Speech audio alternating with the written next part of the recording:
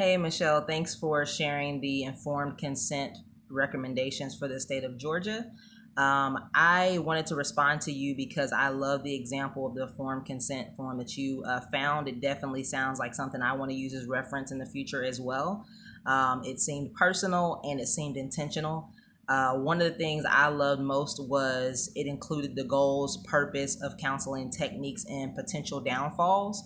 That is required across the board by ACA as well as a lot of state boards, and a lot of people don't necessarily put it on there. And so I was glad to see that this example had that.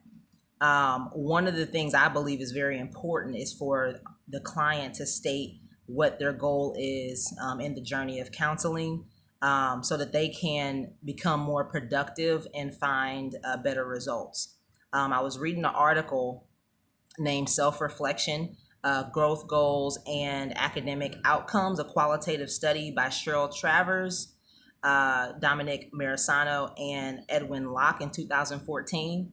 And this study focused on a sample of students that applied the goal setting theory to their academic studies.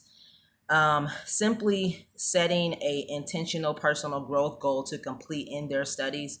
And the students who set a academic goal, overall, the grades were 30% higher than the other group that did not.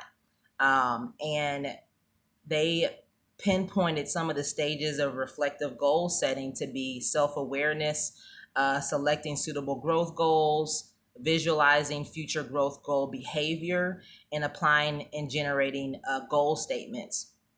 They also stated, and I quote, psychological factors affecting growth.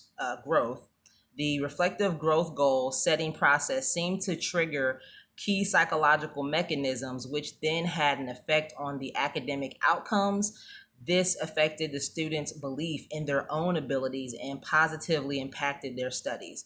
I believe that if all of our clients, if we put in our informed consent forms going forward, that not only for them to consent counseling, but for them to consent their own goals, and kind of like a verbal agreement or a written agreement that this is what my goal is going to be, it's going to yield better results.